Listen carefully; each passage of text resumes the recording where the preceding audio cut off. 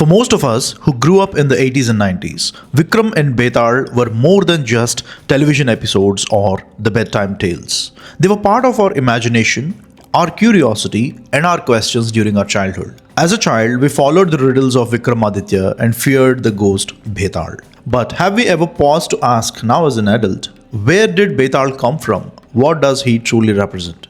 We all know his stories, but what is his story? Who is Betaal? Because this one question will unfold certain fascinating historical, cultural, and spiritual aspects about Vikram and Betaal.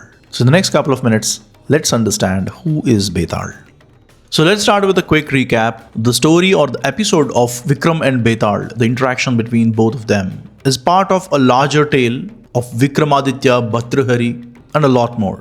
In that larger story, the interaction between Vikramaditya and Betaal is a tantric tasks Vikramaditya to capture Betaal. Each time he carries Betaal, he tells a story with a moral twist and poses a riddle. If Vikramaditya remains silent, despite knowing the answer, his head will burst and he would die. And if he speaks, Betaal escapes back to the tree. And this repeats for 25 times, and so comes the 25 tales. This is actually, the source of it is Vetala Panchavimshati, which means the Betaal's 25 stories, loosely translated. That is the original scripture, Vetala Panchavimshati. So let's go backwards to understand what this scripture is about. First, let's understand what was the language that was used for Vetala Panchavimshati. Interestingly, the name of the language is Paisachi or Pisachi, loosely translated as the language of the ghosts and devils. And it's a lost Indian language. It's not a mythical language. It's a real language that existed in Bharat more than 2000 years ago. And just because the name of the language is Paisachi, it doesn't mean that it's a language spoken by the devils or ghosts. It's a proper language, and here is all what we know about it. As said, long before Betala's riddles were immortalized in Sanskritam, they were first written in a now forgotten Paisachi language. The original Vetala Panchavimshati, the collection of 25 legendary tales between King Vikramaditya and Betaal, was composed in Paisachi by the ancient scholar Gunabdhya and later translated into Sanskritam by Somadeva in the book Kadasarita Sagara. Paisachi is one of the most obscure Prakrit languages of ancient India, rooted in the Sauraseni tradition. It was never a spoken vernacular. Instead, it survived in lore, in whispers, in night-bound tales. Today, only surviving linguistic source for Paisachi is Prakriti Prakasha by Vararuchi. We'll see what's that in a minute. It's a very rare and vital window into the now forgotten tongue. Paisachi is not just a lost language, it is the original voice and the language in which Vetala's tales were first written.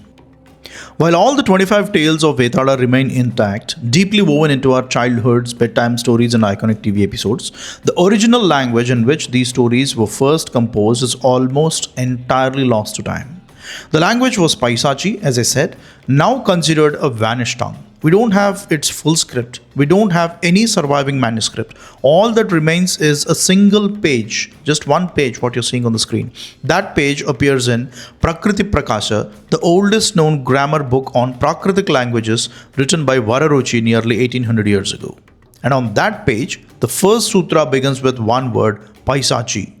That's where the language begins to reveal itself, briefly before fading again. Vararuchi continues saying that Prakriti Sauraseni, which means the Paisachi language is based on the Prakriti Sauraseni, which is the ancestor for Punjabi, Gujarati, Rajasthani, and Western Hindi. Other than this, we know nothing about the language Paisachi. But yes, based on the grammar rules given by Vararuchi about Paisachi and tracing back, hopefully the language can be reconstructed. But that's just a fact worth knowing that the Vetala tales opens up into new avenues of research in the history or the linguistic history of Bharat. And another point to add is, by the time of Vararuchi, that is 1800 years ago, back then itself, Paisachi was almost extinct. So it was much older than 2000 years, a point noteworthy.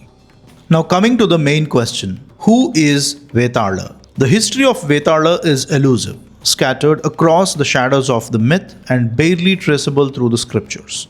While his riddles have endured, his story is hidden in obscure corners of the Puranas, rarely mentioned and even more rarely understood. One such wheeled reference speaks of two Shivaganas, Nandi and Mahakala. Now, this is not the Nandi that we revere, it's not the bull, nor is Mahakala the divine form of Shiva worshipped in Ujjain Mahakaleshwar temple. Thus, Nandi and Mahakala are the attendants, the servants of Lord Shiva. Just like Jaya and Vijaya of Sri Mahavishnu, Nandi and Mahakala are the attendants of Lord Shiva. And in this duo of Nandi and Mahakala, the Shivaganas, again I'm telling, the Shivaganas, Mahakala in a strange twist of destiny becomes Vetala. Cursed under mystical circumstances, Mahakala, the Shivagana, is condemned to dwell in the graveyards, suspended between worlds, not as a punishment, but as a vessel of wisdom. His fate is to disseminate knowledge in the form of riddling stories, bound to a cycle of questions and answers, waiting for someone worthy to receive them. And that worthy one becomes King Vikramaditya. And thus begins the tale we know, but its origin lies buried far deeper. Vetala is not a demon, not a ghost, not a figment. He is a cursed Gana of Shiva, forced to cloak truth in mystery and wisdom in paradox. Just one reference where Nandi and Mahakala could be understood comes from Skanda Puranam, as I mentioned here. Ekau Nandi Mahakalo Dvavetau Shivavallabhau. The line is pretty clear and easy to understand. There is one Nandi and two Mahakala. These two are Shivavallabhau, means the eternal devotees who has unwavering affection towards Lord Shiva. This is the oldest known reference of the origins before Vetala or before Mahakala becomes Vetala. And to more precisely explain what is the manifestation of Vetala, he takes the form of a Pisachi, which is a realm between the living and the dead, somewhere in between. That form of a creature, in the mystical lore of Bharat, we call it as Pisachi. Beyond the tales and riddles, Vetala isn't just a figure of folklore. In many parts of India, he is revered as a guardian deity, especially in regions shaped by Shaivite traditions.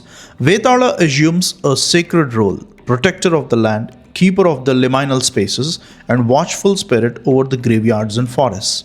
His worship is still alive, not in memory, but in temples, rituals, and local devotion. Key regions where Vetala is worshipped include coastal Maharashtra, particularly the Konkan region, Goa, and parts of northern Karnataka. And there are some very well known temples: the Vetala Temple, Amona, Goa, Vetoba Temple in Maharashtra, and again Sri Dev Vetoba Temple in Aravali, Maharashtra. So there are many shrines where the tradition of Vetala's worship continues even till today. Philosophically, Vetala represents the liminal force, one which resides on the edge of the material and the metaphysical. He is believed to be ever alert, invisible, and active at night, guarding the community from unseen dangers and punishing those who stray from dharma. This is why he is seen both as a protector and enforcer of dharma. Rooted in Shaivite folk traditions, the devotion to Vetala reflects a deeper spiritual trust that justice, protection, and wisdom can emerge even from the beings who dwell in the shadows. In essence, people worship Vetala not out of fear, but out of faith. If we take a deeper reading into Vikram Betaal, there are certain fascinating and hidden details. What seems like a series of supernatural stories, in truth, is a deeply layered philosophical journey. A conversation between Vikramaditya and Betaal that unfolds across 25 stories. The first one is cyclical structure. The loop of karma. Each story follows the same pattern. Betaal poses a riddle, Vikramaditya answers, and Betaal escapes, only for the sequence to repeat again and again. This is not a narrative device. It reflects the cyclical nature of life where the actions, choices, and consequences loop endlessly. Just like karma and rebirth, each story becomes a symbolic test. Every story represents a small life, a small death, and a chance to choose rightly in between life and death. Second hidden detail is progressive challenge, the evolution of dharma. The riddles don't remain simple. As the series progresses, the moral dilemmas become sharper, more nuanced. Betaal begins by testing Vikramaditya's sense of justice, but gradually pushes him into the depths of empathy, sacrifice, truth, and detachment. The king is not just answering questions, he is being transformed, shaped into a ruler who understands not just law, but also wisdom. The final riddle, silence as wisdom. In the final 25th riddle, Vikramaditya does something different. He refuses to answer. This silence is not weakness, it is realization. He understands that not every truth must be spoken, and sometimes silence holds the greater power. And this silence finally breaks the loop of the 25 stories. Fourth and final hidden meaning is Betaal as a guru, the hidden teacher. Betaal is not just a ghost haunting a king, he is the guru in disguise, placing Vikramaditya through one spiritual trail after another. Every riddle is not a puzzle, it is a test of Raja Dharma, of how a ruler should think, judge, and lead. Through this journey, Betaal becomes the silent guide initiating Vikramaditya into a higher state of kingship and consciousness. Vetala is no ghost. He is a Shivagana, a devoted servant of Lord Shiva, cursed to dwell in graveyards, not to haunt, but to teach. Through riddles, he tests. Through silence, he reveals. And in every question, it is Shiva's Jnanam that speaks. Vetala is not the source, he is the channel. The knowledge is from Shiva. The voice is of Vetala. That's what, and that's how deep is our stories of Vikram and Betaal. Raktajwala Jatadharam Shashidaram Raktangatejomayam Haste Shula Kapala Pasha Dhamarukam Lokasya Rakshakaram Nirvanam Shunavahanam Trinayanam Ananda Kolahalam Vande Bhuta Pisacha Nadhavatukam Sri Kshetrasya Palam Shivam Iti Sarvam Shivam. And as always, thanks for watching.